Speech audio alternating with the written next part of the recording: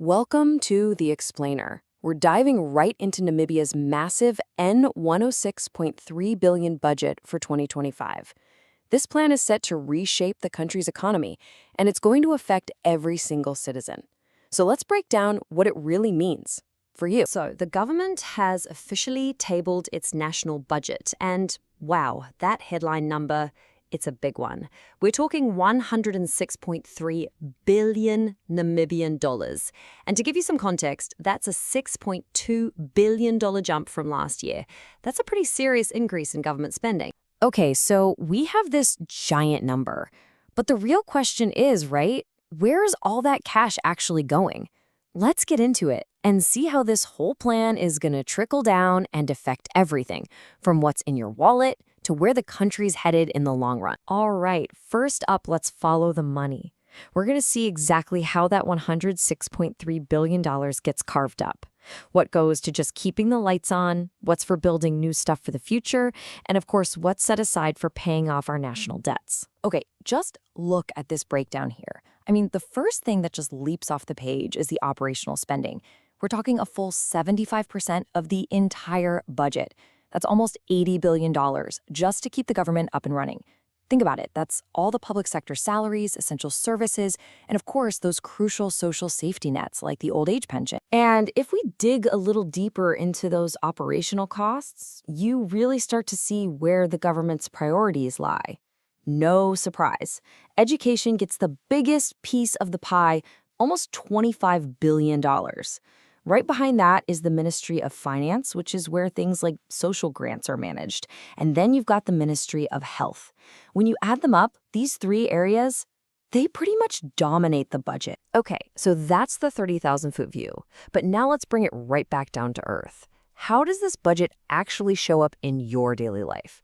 Because these aren't just numbers on a page, right? They have very real, very tangible impacts on all of us. You know, one of the first places you're probably going to feel this is at the checkout counter, especially if you're buying a drink. The government has bumped up the excise duties on alcohol by 6.75%. So what does that mean in real money? Well, for a standard bottle of spirits, you're now looking at paying over $5.50 more than you used to. Now, moving over to the legal side of things, there's a pretty big change on the way for both businesses and individuals.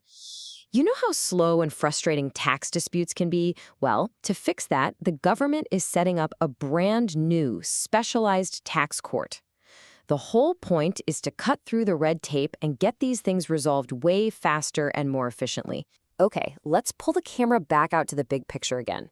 Let's talk about how this budget tackles one of the biggest elephants in the room, the country's long-term financial health, and specifically how we manage our debt. So a huge focus here is getting a handle on the national debt.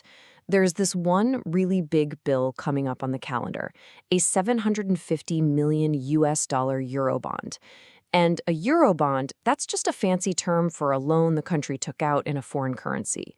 It's due in late 2025, and the good news is the government seems to have a solid plan to pay it off. So how are they doing it?